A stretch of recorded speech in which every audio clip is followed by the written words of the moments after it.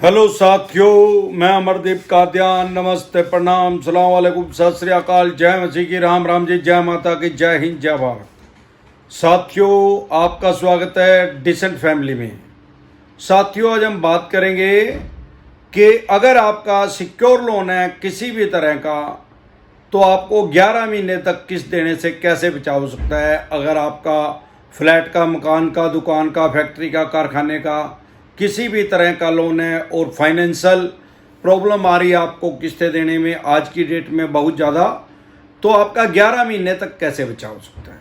साथियों, सबसे पहले तो मेरी सलाह हमेशा हर आदमी को ये रहती है कि अगर आपके पास पैसा है तो जहाँ से भी आपने लोन करवाया, बैंक या एनबीएफसी कंपनी से हो, उसको वो पैसा दे दें टाइमली।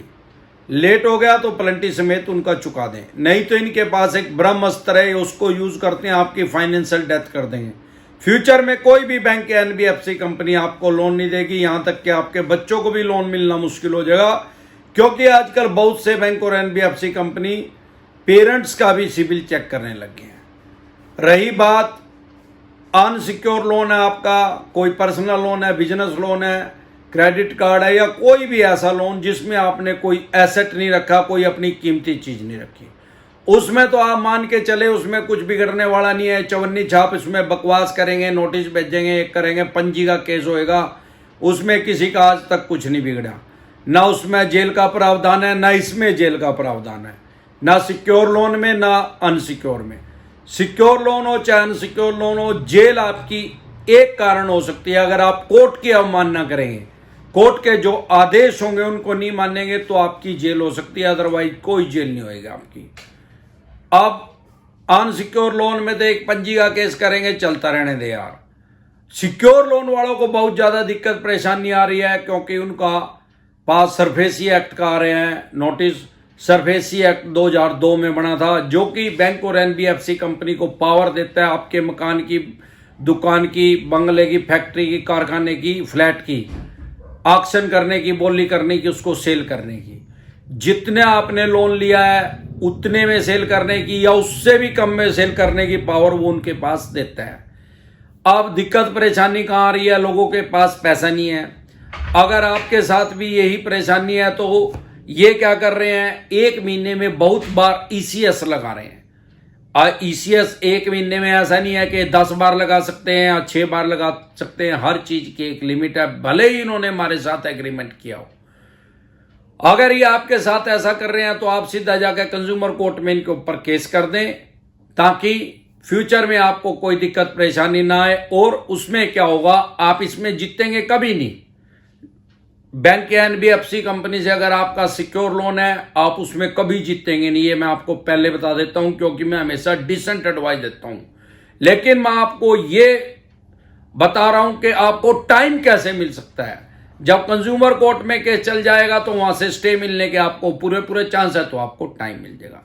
दूसरा फार्मूला 44 क्या है, अगर आपका मकान, दुकान, फैक्ट्री, कारखाना, फ्लैट, कोई भी ऐसी चीज का लोन है और आपसे किस्त नहीं भरी जा रही और आपका केस अभी एनपीए में नहीं गया, नॉन परफॉर्मिंग एसेट में नहीं आया, तो आप अपने किसी यार प्यारे रिश्तेदार के, जो आपका सबसे खास आदमी है, उसके नाम एक रेंट एग्रीमेंट लिख दीजिए 11 महीने का, मतलब किराया नामा।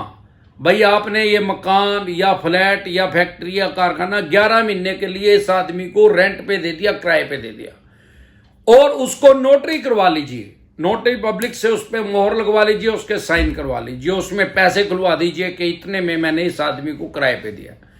अब बस आपको कुछ नहीं करना, अब ये समझ लो कि आपको अगले 11 महीने का टाइम मिल गया है। कैसे? जब बैंक एनपीए में डालेगा आपके केस को, ऐसा नहीं है कि अगले दिन उसकी एक्शन कर देगा, बोली कर देगा, आपके पास नोटिस भेजेगा, वो भेजने दो उसको नोटिस, उसने नोटिस भेजेगा, आपके घर के बाहर लगा देगा, 2 महीने का टाइम देगा आपको। भाई 2 महीने के अंदर अंदर आप मकान को खाली कर दो या हमारे पैसे दे दो, नहीं तो हम इसको बेच देंगे। उसके बाद वो नहीं पैसे दिए, 1 महीने का टाइम और देगा आपको, उसमें आपके मकान की, फैक्ट्री, कारखाने की, फ्लैट की एक कीमत लगा देगा। भाई मिनिमम कीमत हमने इसकी इतनी लगा दी है, या तो आप हमारा पैसा दे दो, नहीं हम इसको इतने में सेल कर देंगे। अब अगर आपके पास पैसे ही नहीं है तो आपको क्या करना है, एनपीए में जाने के बाद कुछ नहीं करना, एनपीए का नोटिस आ जाए कुछ नहीं करना, जब वो नोटिस ये भेजेंगे कि भाई हम इसको ऑक्शन करेंगे, बोली करेंगे, सेल करेंगे, आपके घर के बाहर चिपका देंगे उसको नोटिस को, उसके बाद तुरंत प्रभाव से जिसके नाम, जिस यार प्यारे रिश्तेदार के नाम आपने रेंट एग्रीमेंट किया है, उसके ही हाथ से एक नोटिस भिजवा दें उस बैंक या एनबीएफसी कंपनी को जिससे आपने लोन लिया है कि भाई साहब मैंने तो अमरदीप कादियान से ये मकान, दुकान, फैक्ट्री, कारखाना, फ्लैट किराए पे ले लिया 11 महीने के लिए।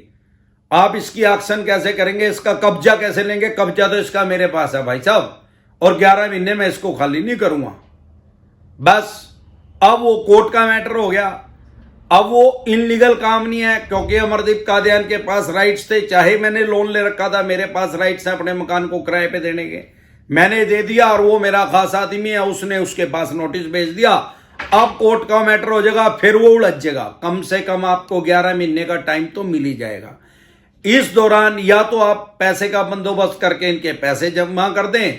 अगर आपको लगता है कि नहीं भाई पैसे जमा होते ही नहीं, किसी भी तरह से काम ही नहीं है, या जो भी नहीं है हटी गई है या कम है, मैं दे ही नहीं पाऊंगा, तो उसको मकान, दुकान, फैक्ट्री, कारखाना, फ्लैट, जो भी आपकी चीज है उसको सेल करके बयाने के तौर पे किसी से उतने पैसे ले लें जितने अपने बैंक या एनबीएफसी कंपनी के भरने हैं। वो पैसा बैंक या एनबीएफसी कंपनी का प्लंटी सहित भर के और वहां से एनओसी ले लें और अपनी रजिस्ट्री ले लें, उस आदमी के नाम रजिस्ट्री करवा दें। उससे क्या होगा कि एक तो आपका लोन खत्म हो जाएगा, एक आपके पास कुछ ना कुछ पैसा बच जाएगा, क्योंकि वो बाजार रेट पे बिक जाएगी।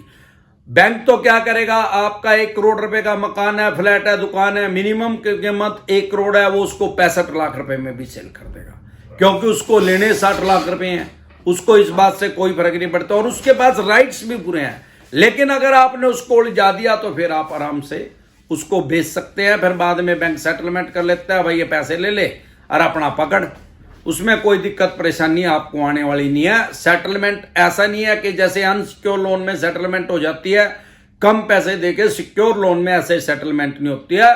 सेटलमेंट का मतलब यह है कि आप वो जो बकाया पैसा और प्लेंटी है वो बैंक या एनबीएफसी कंपनी को दे देंगे, तो बैंक और एनबीएफसी कंपनी आपके साथ केस ही नहीं लड़ेगा। आप कंज्यूमर कोर्ट में जहां पे भी आपने केस डाला है या सिविल कोर्ट में उन्होंने डाला आपके ऊपर, वो केस वो उठा लेंगे वहां से।